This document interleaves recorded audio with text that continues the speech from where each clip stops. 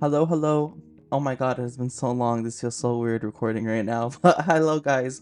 Welcome to episode 13 of the Horror Headquarters. It has been maybe a month since I've released an episode. I'm so sorry. I need to start off by saying that it's not because I've lost interest and I never will lose interest. At least I hope I don't. I don't see myself doing it. But I have been so busy with life. I've been doing a lot of stuff like personally and like getting a lot of stuff done.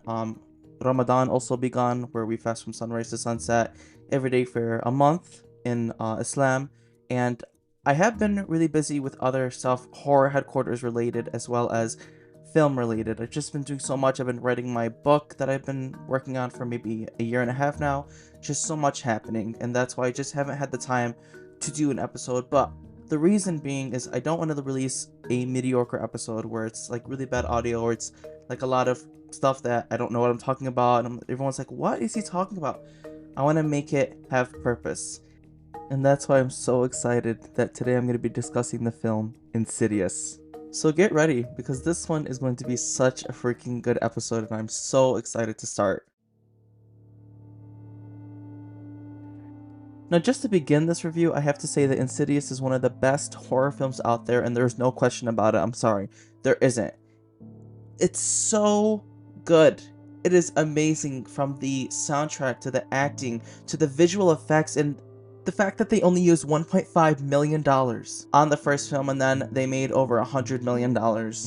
That is showing you that it doesn't take a lot of money to make a good film. It all comes down to the effects, to the sound, the acting, the cast, the chemistry, the relationships that everyone's having, the story. The script is so important, and the directing. James Wan, you are a genius. Now, the film was released on April 1st, 2011. It has a star-studded cast that includes Patrick Wilson, Rose Byrne, Lynn Shay, and Ty Simpkins. Now, for those of you that have never watched Insidious, Insidious is basically about a family that have just moved into a new home and they find out that one of their sons is fallen into a coma, but the doctors don't know how to explain it. But then later on, you find out that it's not a coma, that he's actually being possessed by a malevolent spirit.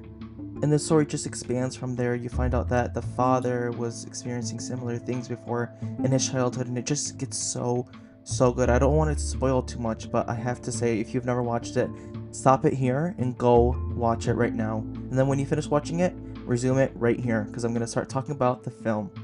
Now, I don't specifically remember the first time I watched the film, but I do know that I was scared shitless. I could not fall asleep at night. It was kind of similar to The Nun, but I think I watched Insidious before The Nun, if I'm being honest. But regardless, this film is terrifying. If you guys have probably heard about it, I'm not sure. There's like no way you guys haven't heard of Insidious if you're a horror fan, because they've done so many different studies on this film, and like the heart rate level has been above 150 beats per minute of people watching this film.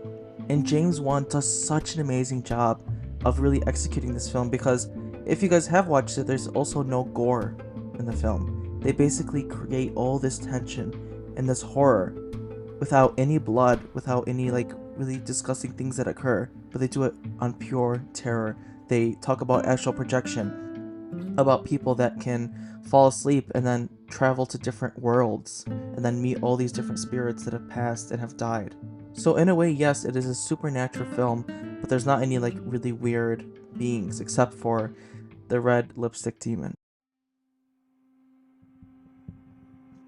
Now, with the lipstick face demon, his design, the inspirations behind it, and how he compares to other horror villains in the horror industry is unmatched. Because, first of all, this character doesn't speak, so it's kind of related to Michael Myers, but in a way, he has hooves for feet. That is one of the most popular lines in the film that Elise Rainier says as she's staring at this demon, and the character that plays Leigh Whannell, who Specs is like drawing everything, and it's just like in a very abruptive and like really scary moment where she's describing what this thing looks like, and then Renee goes and grabs this book that he's drawing in, and she sees what this thing looks like, and she just panics. And then of course there's that terrifying jump scare that happens in the middle of the film that is actually very popular for one of the most scary jump scare scenes in all of the horror industry. And it's the scene where Josh's mother, who's played by Barbara Hershey, is staring at him, and then she sees the red lipstick face demon behind him, and it's terrifying. It is absolutely terrifying. I remember shitting my pants when I watched that scene. And speaking of shitting my pants, there's so many scenes throughout this film that are just done so perfectly. And I just have to bring up this one first. I'm sorry. I have to bring up the scene where the gas mask is being used by Elise to contact Dalton, and someone else ends up like speaking to her, and all these people from the further appear in the room, and one of them like picks up Renee, and like all this mayhem and stuff just starts occurring, and the music during this scene is pure terror. I don't know how else to say it. This bone chilling. It feels like something's crawling down your back throughout the entirety of the scene, and it lasts all the way until Elise is grabbing Dalton and screaming in his face, like saying, "Leave this vessel now!" And it finally just goes mute.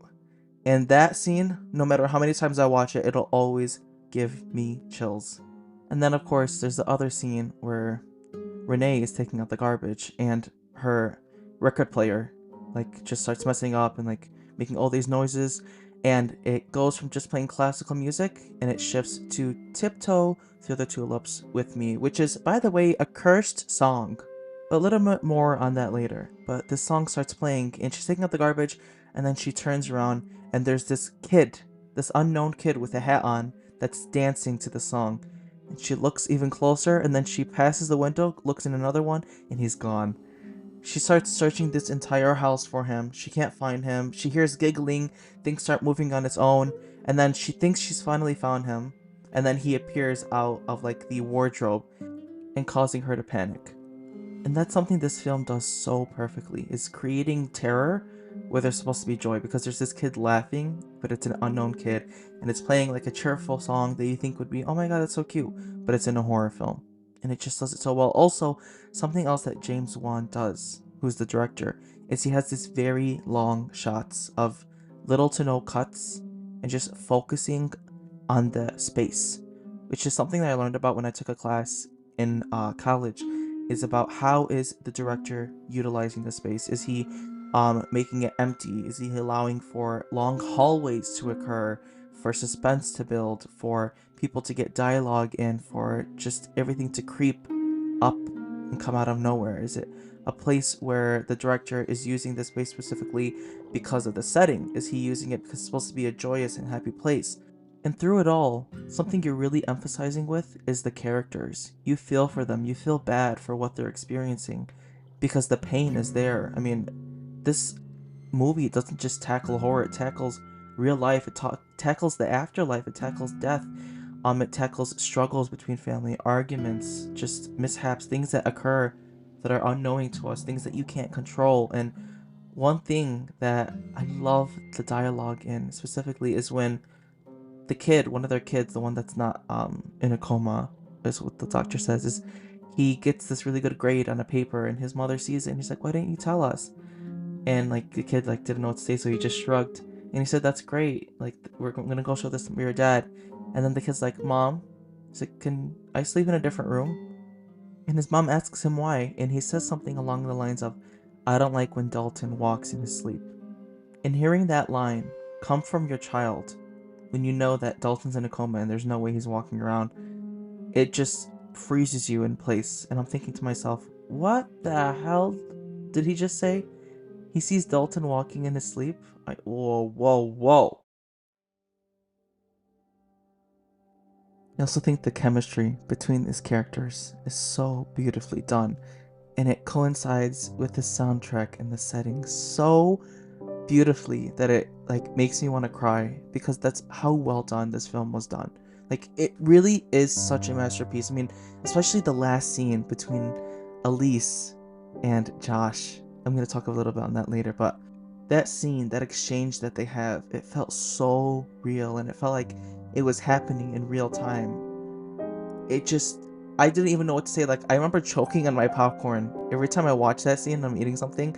I always forget not to eat anything because that scene just happens so suddenly, and it just feels so natural, like it's happening in the moment. Just throughout this film, I mean, like when the character Renee, when she's getting terrified by everything happening and her husband doesn't believe her, he thinks that she's going crazy.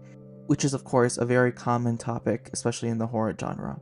But she's constantly breaking down, feeling helpless, feeling like she can't get anything done with this luring on her body, with this luring on her mind, and all these things that happen when her husband isn't home. And then she tries to get help, and her husband like denies it and says like, "No, this is creepy. Like, you guys don't know what you're talking about. You guys are just trying to make money." I'm like, here we have yet another stereotypical man that's in a horror film that denies that everything that's happening is just in his wife's head, just in the girl's head, and that he's the most sane person and that he's superior. But thankfully, he breaks out of that because he sees drawings that Dalton did before he went into this quote unquote coma, and they're of the lipstick demon, of him flying off and never coming back, and just of all these things that he ends up seeing in the further, which is where Josh travels to save Dalton from this coma that he's in. Now, in the words of Elise, she describes the further as a world far beyond our own, as if it's all around us, and a place without time as we know it, a dark realm filled with the tortured souls of the dead, a place not meant for the living. Now, the best way to describe it is if you guys have watched Stranger Things, the further looks a lot like that without all the like chaotic stuff. Basically, a colorless universe, and it's like everywhere around us, like she says, but like no one's there except for the people that have died, the souls of the dead. I guess a good way to look at it as well is purgatory, the place between heaven and hell. But damn, is this place creepy, because when Josh goes, none of these people speak. They're just very frozen. Like, they're real people. They're frozen though, and there's like all these events that happen. Like, as soon as he turns, something changes and he turns back and like everything else is rearranged. And there's like this scene where a girl is killing a bunch of people, and then she's just smiling creepily like the Joker, and she's holding a gun. And there's also a lot of times where you see kids, you see people pointing at something, and you go that way, and it eventually leads him to the lipstick-faced demon, where Dalton is chained, and his father's like releasing him. And of course, when the lipstick demon is introduced, you see him sharpening his nails to the song Tiptoe Through the Tulips with Me. Now, let me just say, I could spend this whole episode talking about the soundtrack. The soundtrack is flawless. It is created by the same exact person who plays the lipstick demon, Joseph Bishara. He uses all these instruments and sounds and weird things, like exotic instruments and sounds, sudden noises that occur, really creepy things that you never would really anticipate to be in a horror film, because usually in a horror film, like, you're expecting like just very intense music throughout. This one's like just really cripply, like really weird sounds that just, you're like, wow, that's actually a lot creepier when it's combined with this. And the execution of it, having it be pertaining to every single scene, and like especially like the scenes that are more sad than others, that are more intense than others, you feel a shift in the soundtrack, and it sets the scene for this film. It is such a huge part, if not the biggest part, of what makes this film so terrifying is the soundtrack. That, along with the directing and the characters. I think the perfect rank of it is the soundtrack is above all, I'm sorry. And then the directing is like very, very, very low below it. Like, those two are very intertwined with one another. And then the chemistry in the cast.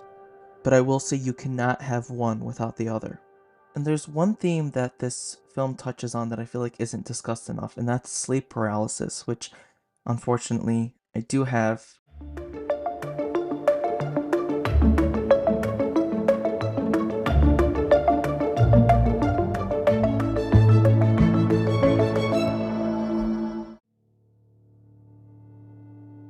It is honestly one of the most horrific things in the world to wake up and not being able to move for seconds to minutes at a time. It's horrific. It feels like you're chained. It literally feels like you're like in a straitjacket and you can't go anywhere. And I feel like this is a theme that's not discussed as much. And it's this fear of being trapped, of having this fear of not being able to move, of just being lost forever. Because that's genuinely what it feels like. Because if you think about it, Dalton is asleep. He's in this bed for majority of the film. And when he gets out of it, He's finally relieved. He's starving. That's one thing that's really interesting to me is he's starving. He's eating a bunch of food because of how depleted he's felt, because of soulless. He was feeling soulless because his soul was traveling, and it was in this place called the Further, and it was trapped. His physical body was on Earth, but his astral body wasn't. And don't even get me started with Lin Shaye, who plays Elise. Oh my god, oh my god, oh my god, this woman is beyond talented. She is probably my favorite character in the entire horror industry. Entire one, like even beating The Nun. Yes, I'm being so serious. She portrays this character so perfectly, so efficiently, that she really is this character. Like if I were ever to see her in real life, I'm gonna say, Elise! It's Elise! And I hope I do meet her in person, because if you guys have watched this film, the execution, the emotions, the physicality, the mentality behind her character, the delivery of the lines, just the composure that she carries while she's discussing these terrifying things, while she's going into the Further, while she's trying to contact Dalton. At the end, when something happens to her, I don't want to say it because in case someone hasn't watched it yet, but if you haven't, stop it here. I'm gonna say what happens to her. She gets killed, and by who? By Josh. But it's not Josh. It's the black-veiled woman that kills her. But the emotion she carries is truly phenomenal. And I'm unsure if she won any awards for this portrayal, but I'm gonna say it, she should have definitely gotten an Oscar. Because the horror genre is so underrated and like shadowed at any major film award show. And it pisses me off. Because horror is, in my opinion, the most difficult genre to execute. And as someone that's made short films, I'm not comparing myself obviously to every other big industry professional out there, but it really is so complicated to make sure that everything is being done and correctly. Everything is being done with meaning, which of course every film, that's what they strive to do, or at least I hope they strive to do that.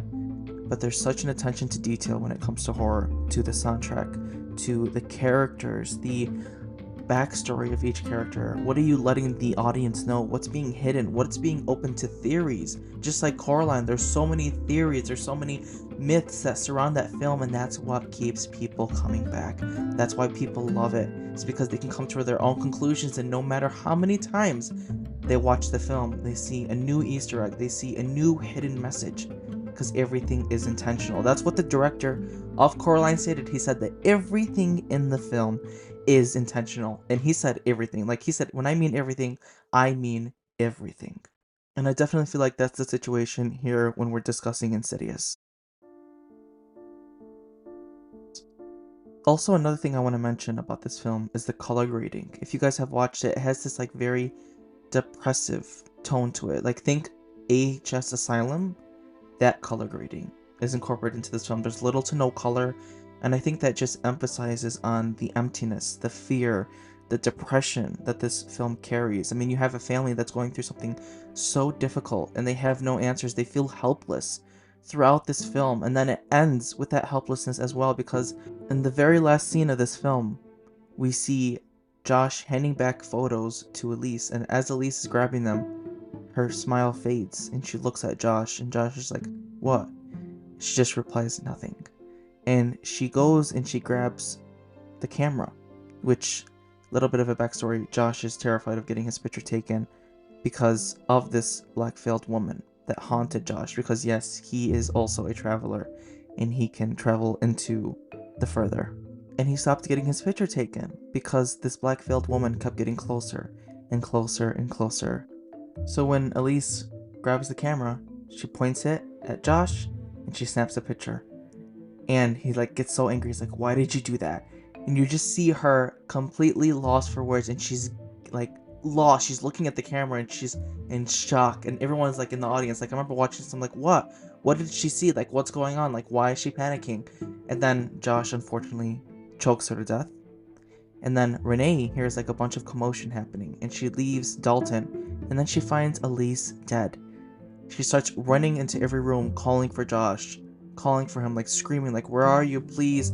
She runs back into the room. She sees Elise dead again, and then she sees the camera on the floor.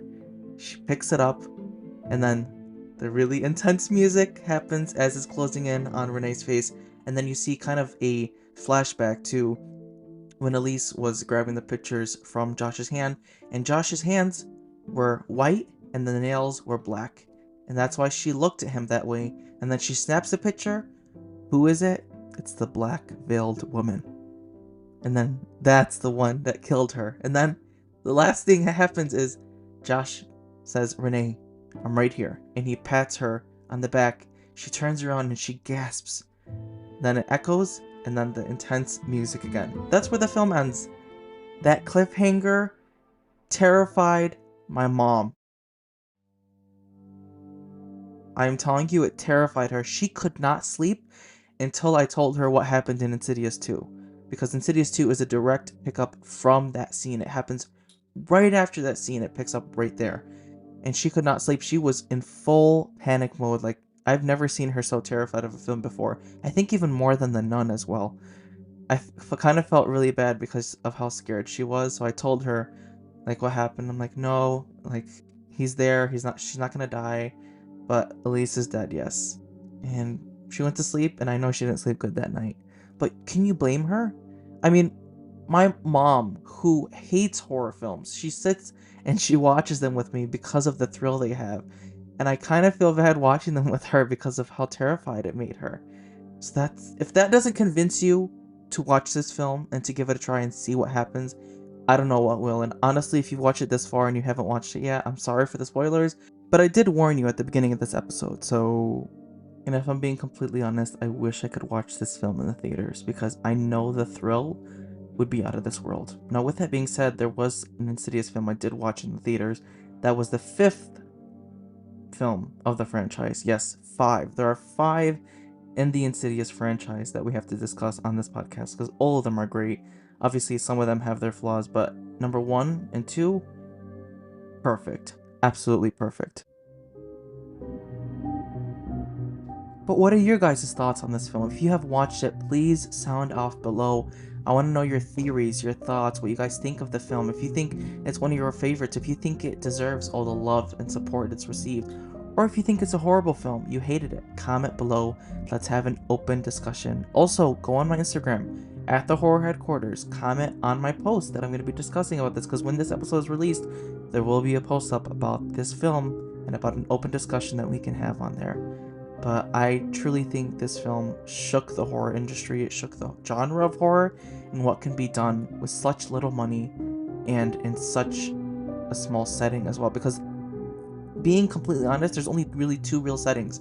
There's the first house and then the second house where everything's taking place. And then of course there's the further. But that's a world beyond us and it's all around us. Just like Elise says. And also to anyone listening for the very first time, welcome in. I appreciate you guys' support. You guys have recently followed. Thank you so much. If you haven't yet, hit that follow button. Rate us on Spotify and Apple Podcasts. We're on YouTube as well if you're listening. Anywhere you guys are listening, thank you guys so much. I'm so sorry for the very long space between this episode and the last one. I think there's a month between it because the last one I released was on the 14th of February, and it's going to be March 14th when this one comes out. So that's insane. I'm sorry again, but I hope it's worthwhile because Insidious is a film that's so near and dear to my heart. I think it's definitely in my top 5, if not in my top 3, because I think it's The Nun, and then it's Coraline, and then Insidious, because Insidious is a masterpiece. I look forward to doing this again, you guys. Also, it is the month of Ramadan, so Ramadan Mubarak to everyone out there. I'm wishing you guys all a prosperous and happy month. Please take care of yourselves, because Ramadan is all about patience, all about love, giving back, about family, about kindness, about getting closer to God, and just loving ourselves more. So just being more spiritual. And it is also a blood moon today when I'm recording this. I mean, obviously when you guys are listening to it, if it's not the 14th, then the lunar eclipse has passed, but there is one also on the 28th of March. So that's also going to be another exciting day. So we'll see what happens. Everyone, take care of yourselves, please. I wish you all an amazing rest of your week. Go watch some horror films. Comment below some suggestions you guys want to see me discuss on future episodes. can't wait for you guys to see what's planned. I have my new Cricut machine, and when Ramadan is over, I know I'm going to be able to do a lot more stuff, because not eating from sunrise to sunset, it's like draining my brain. Hence the limit of episodes that have been released so far. But love you guys so much. Sorry for like continuing to pushing like this whole thing. I can't even speak anymore. So I'm just going to end it there. Everyone take care. And remember, tread very lightly and pray for forgiveness. Midnight hour is approaching. Watch out for the lipstick demon.